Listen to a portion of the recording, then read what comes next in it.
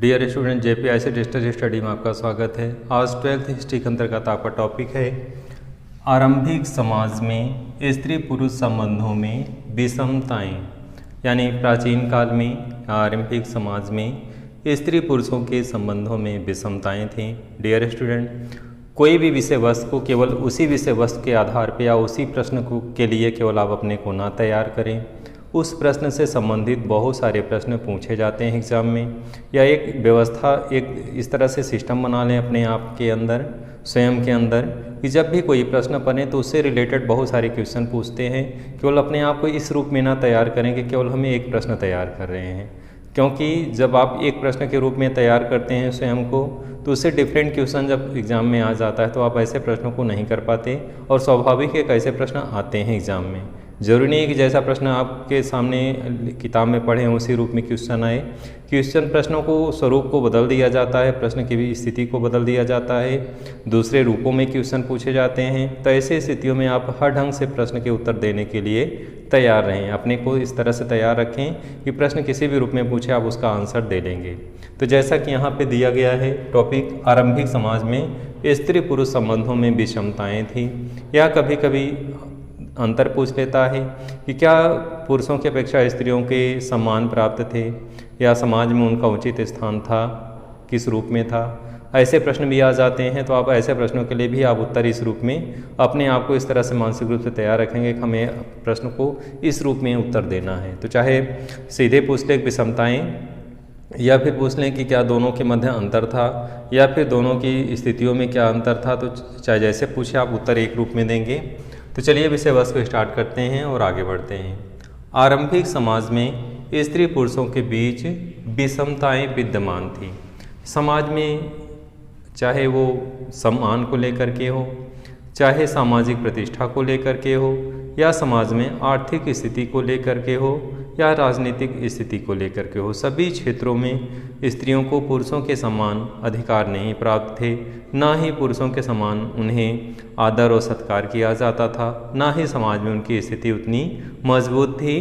केवल पुरुषों का वर्चस्व था। स्त्रियों के परिवार में केवल गृहिणी के रूप में कार्य किए जाते थे। अपवाद रूप में कहीं कहीं पे उल्लेख अलग है, बात है कि मिलता है कि स्त्रियां भी शासिका होती थी या थी, लेकिन कुछ अपवाद को छोड़ दिया जाए तो जो व्यवस्था थी आरंभिक समाज में उसमें पुरुषों का वर्चस्व था, स्त्रियों का वर्चस्व उतना नहीं था। तो इस रूप में कि आरंभिक समाज में स्त्री पुरुषों के बीच क्या व्याप्त थी, विषमताएं व्याप्त थी। ये विषमताएं सामाजिक प्रतिष्ठा और संपत्ति संबंधी अधिकारों के क्षेत्र में देखी जा सकती है। जैसा कि अभी स्पष्ट किए कि सामाजिक प्रतिष्ठा के संदर्भ में कि समाज में प्रतिष्ठा को लेकर के जो सम्मान, जो इज्जत, जो पद पुरुषों का था वो उतना स्त्रियों का नहीं था। तो इस तरह से सामाजिक लेवल पे चाहे सम्मान को लेकर के हो, चाहे आर्थिक लेवल पे हो, उस समय अधिकार क्षेत्र भी आर्थिक रूप से उत्तराधिकार के रूप में केवल पुरुषों को प्राप्त था। जो भी पिता की संपत्ति होती थी उत्तराधिकार के रूप में वो पुत्र को प्राप्त होता था, पुत्री को नहीं प्राप्त होता था। तो इस तरह से उत्तराधिकार के संदर्भ में भी अधिकार क्षेत्र सीमित थे।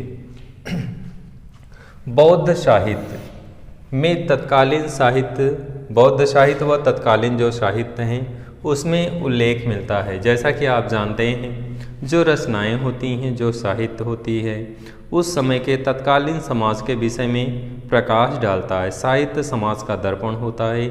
जैसा समाज होता है, जैसी सामाजिक संरचनाएं होती हैं, सामाजिक व्यवस्थाएं जैसी होती हैं, जैसे समाज में जो प्रचलन होता है, सामाजिक जो ढांचा होता है, वैसा साहित्य भी उसी रूप में उकेरा जाता है। जैसा समाज होता है, समाज का वही रूप जो है साहित्य में दर्शाया जाता है।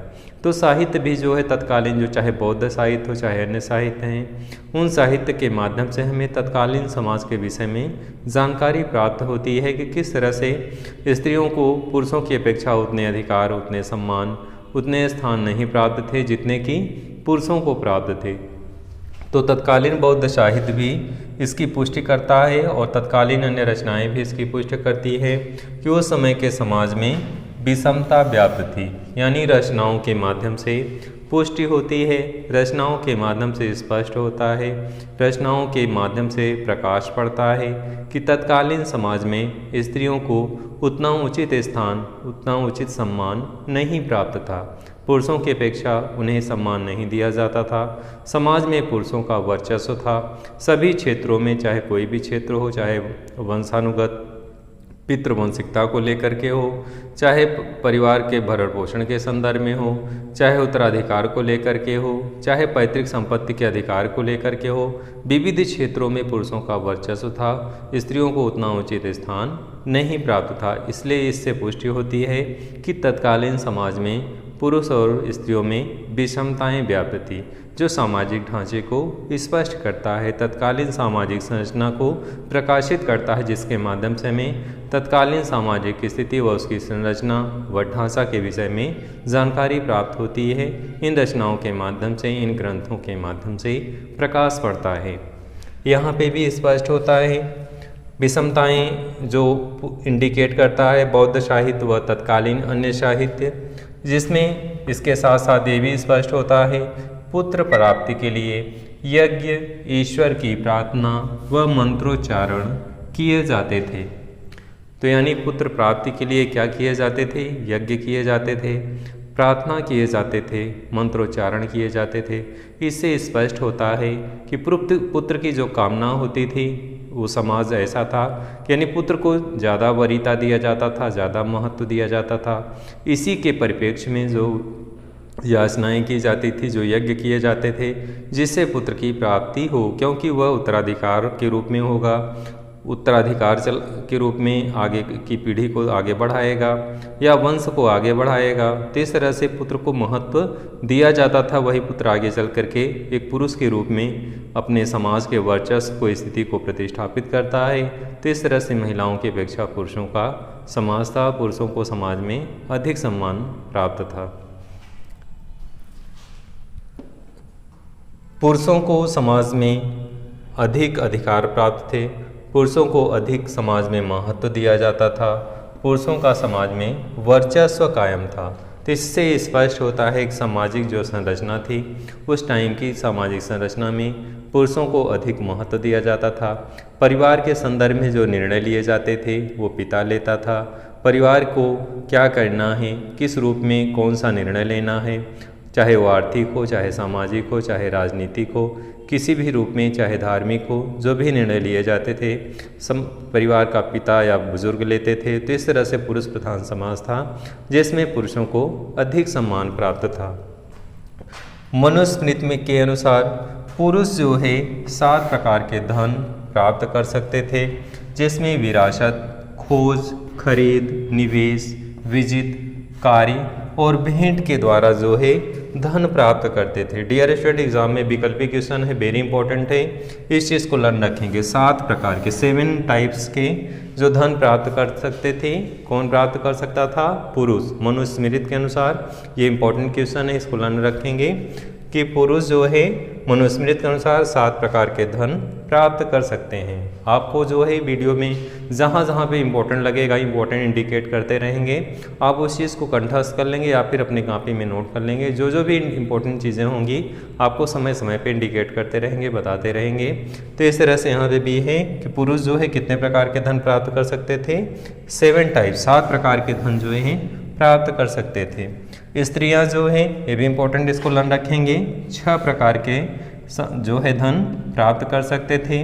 वैवाहिक अग्नि के सामने, यानी विवाह के समय अग्नि के सामने जो धन प्राप्त कर सकती थी, या वधु गमन के सामने जो प्राप्त होता था उपहार के रूप में, या फिर भाई के द्वारा, माता के द्वारा, पिता के द्वारा जो धन प्राप्त होता था, या फिर विवाह के पश्चात उपहार के रूप में जो धन प्राप्त होता था। तो इस तरह से पुरुष जो है 7 प्रकार के धन प्राप्त करते थे और जो है महिलाएं या स्त्रियां 6 प्रकार के धन प्राप्त करती थी। तो ये 6 साधन महिलाओं के थे और 7 साधन जो है पुरुषों के थे। तो इसको लर्न रखेंगे।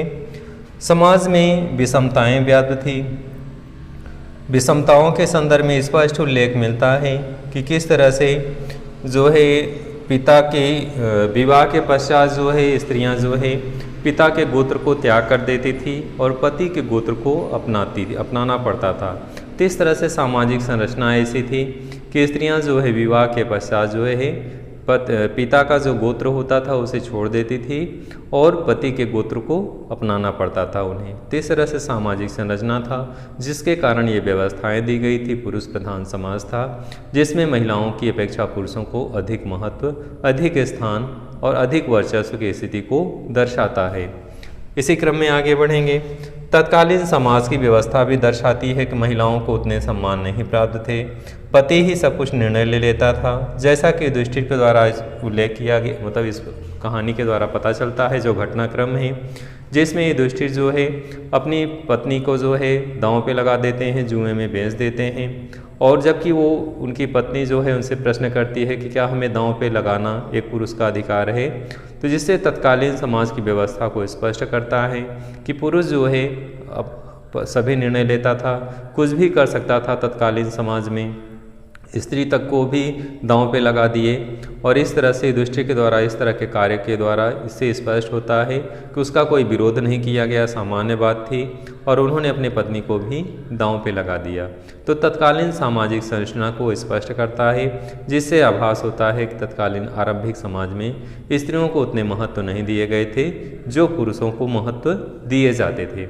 डियर स्टूडेंट, आज के इस वीडियो में आपने अध्ययन किया कि किस तरह से आरंभिक समाज में स्त्री पुरुषों के संबंधों में विषमताएं व्याप्त थी, किस तरह से आरंभिक समाज में पितृवंशिकता की परंपरा थी। पिता के बाद जो है पुत्र जो है उत्तराधिकारी होता था और उसके पश्चात उसका पौत्र उत्तराधिकारी होता था। तो इस तरह से चाहे आर्थिक क्षेत्र में हो, चाहे सामाजिक क्षेत्र में हो, चाहे धार्मिक अनुष्ठान हो, जो भी सभी क्षेत्र थे सभी में पुरुषों के महत्व अधिक थे। पुरुषों को ही स्थान दिया जाता था, महिलाओं को जो है केवल गृहिणी के रूप में कार्य करने की जिम्मेदारी थी और इस तरह से पुरुष प्रधान समाज था। तो डियर स्टूडेंट, इस वीडियो में बस इतना ही। अगले वीडियो में नए विषय वस्तु के साथ फिर से प्रस्तुत होंगे। धन्यवाद।